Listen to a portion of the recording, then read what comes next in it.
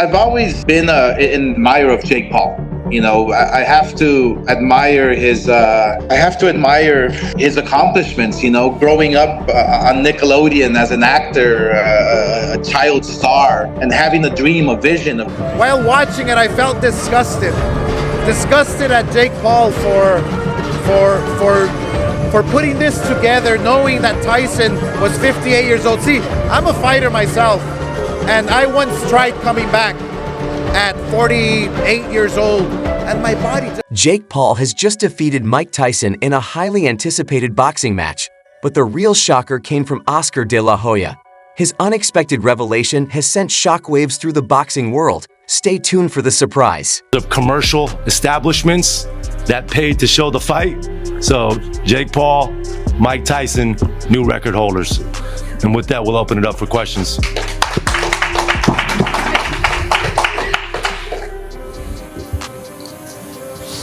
Hey Jake, Andreas from ESPN. Can you talk about the opening minutes when you see Mike cross the ring from you? He's giving his peekaboo style, he's coming forward. What were your initial thoughts? Because it's real that you got the ring with Mike Tyson. Yeah, I was just so prepared. I've gone through the moment so many times in my head and meditation and stuff like that. So it didn't faze me, and I just felt at home just because I'm on the path of riding my destiny. And when you're really close to God and on the path of your destiny, you just feel everything so much more, and you just know what's going to happen ahead. Mike Tyson's return to the ring after nearly 2 decades has fans buzzing. Known as the baddest man on the planet, Tyson is to boxing what Michael Jordan is to the NBA, and fans were eager to see the iconic fighter back in action. First of all, thank you to Netflix, an unbelievable partnership that started in November of 2023. We had a vision on what could be the biggest fight in history, and on Tuesday, with our partners at Netflix, we'll come out with the results of what tonight looked like. We had a gate of over $18.1 million, a record for the state of Texas, double what Canelo did when he fought here the last time post-pandemic, when demand for tickets was much higher, and it is the highest gate in boxing history in the US outside of Las Vegas. And it happened with a young man who's 4 years in the sport, and a legend, an icon in Mike Tyson, who came back and, you know, put on an amazing show. We actually exceeded Floyd Mayweather and Conor McGregor in terms of commercial establishments that paid to show the fight. So the fight failed to live up to the hype, with Mike Tyson proving his glory days are far behind him. Despite starting strong in the early rounds, he faded as the fight progressed, ultimately losing via unanimous decision. For many fans, the real victory was that the bout ended without serious injuries, though Tyson's promised knockout never materialized. Adding to the letdown, Netflix stumbled in its live sports streaming debut, with widespread buffering issues frustrating viewers worldwide. The situation was so bad that Netflix trended on X during and after the event. After marketing and anticipation, the fight ended in disappointment, echoing the sentiment surrounding many of Jake Paul's previous bouts. However, Oscar de la Hoya believes the real story goes deeper. Zurdo Ramirez winning the 168-pound world title many years ago, becoming the first Mexican champion at 168, now fighting cruiserweight. It's incredible, it's amazing. Willem Smith is a true gentleman and an amazing champion.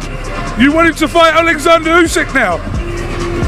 I kept on hearing through the grapevine that Alexander Usyk wants to come down to cruiserweight. Hopefully, everything turns out great. When he fights Tyson, who knows what happens there, because Tyson is a very, very dangerous live dog in this fight. But if Usyk decides and wins and decides to come back down to cruiserweight, then the Zurdo fight is right there for him. Kevin Farmer's team believe that they won a very close fight. How did you score that, Oscar? I had it 1 point up for William. He had the relentless style. He kept throwing punches. At a press event in Riyadh, Saudi Arabia, Oscar de la Hoya didn't hold back when discussing his disappointment in the Paul versus Tyson fight. I actually watched it, and while watching, I felt disgusted. Oscar said when asked for his thoughts on the bout. He criticized Jake Paul for fighting an aging legend instead of taking on opponents closer to his age and skill level. De La Hoya even suggested a more suitable challenger for Paul, Gilberto Zurdo Ramirez, who recently clinched the WBO cruiserweight title with a unanimous decision win over Smith. But that wasn't the most shocking part. The Golden Boy went further, claiming the fight was rigged.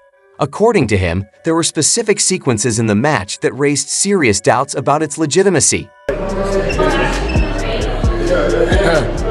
It wasn't a good one. It wasn't a good one. Yeah. Overall, how do you just see how Jake fought, how Mike? Well, you can tell something was wrong with the Tyson leg. So he couldn't. His balance was off. Oh, that's crazy. You noticed that. I just talked to his trainer and he told me that exact thing. Yeah. His balance was off. His balance was off. Yeah. Yep. Wow. Overall, how do you see Jake growing from this, and who do you want to see him fight against now? Well, I'm like, he's a pretty good. Oscar De La Hoya isn't the only one questioning the integrity of the Paul versus Tyson fight. Several professional boxers share his view, including former boxer Carl Froch. Froch has called the fight scripted and fake, echoing his earlier criticisms of Tyson potentially following a script to hype the bout. After watching the fight, Froch took to his YouTube channel to reiterate his disappointment and added himself to the growing list of boxers unimpressed by the match. The 47-year-old Froch has been vocal about his dislike for Jake Paul and has even challenged him multiple times on social media, but his efforts to secure a fight with Paul have been unsuccessful. Despite not being a fan of the fight, Froch admitted he was hoping to see Tyson land a knockout, only to be let down by the outcome. Froch had previously claimed he could beat Paul with one arm tied behind his back, and after the fight, Paul fired back on social media, calling Froch a sore loser and saying it would be the last time he'd respond to him. Froch is among many in the boxing world who feel disrespected by the fight, including De La Hoya, who pointed fingers at Paul. Up for William. He had the relentless style. He kept throwing punches. I mean, he lands punches like no other fighter. Tevin Farmer is a great fighter. He told me after the fight, look, I want to come back and fight for you. Absolutely. Tevin Farmer will be champion one day. Oscar, let me ask you your opinion about last night. Did you stay up to watch Mike Tyson and Jake Paul? I actually did. I actually watched it, and I felt, while watching it, I felt disgusted. Disgusted at Jake Paul for putting this together, knowing that Tyson was 58 years old. See, I'm a fighter myself, and I once tried coming back at 48 years old. And even Tyson for tarnishing the sport. Adding to the controversy, rumors about a leaked fight script have circulated online. Former world champion Andrew Ward stated he wasn't surprised by the result, while boxing promoter Eddie Hearn, who had expressed disinterest in watching a 58-year-old face a 27-year-old, criticized the fight after seeing it. Hearn, who praised the promotion, then dropped a bombshell, revealing that he hated what he saw and had known the outcome would be disappointing. The thing I'll say is I think Nikisa and Jake and MVP did an amazing job on the promotion. Netflix, everybody. What I saw, I hated to see. I knew I'd hate to see it, but congratulations to them, and on we go. Thank you, Radio Raheem with Eddie. And I'm glad that nobody got knocked out. Any message from Mike? I know you visited him before the fight.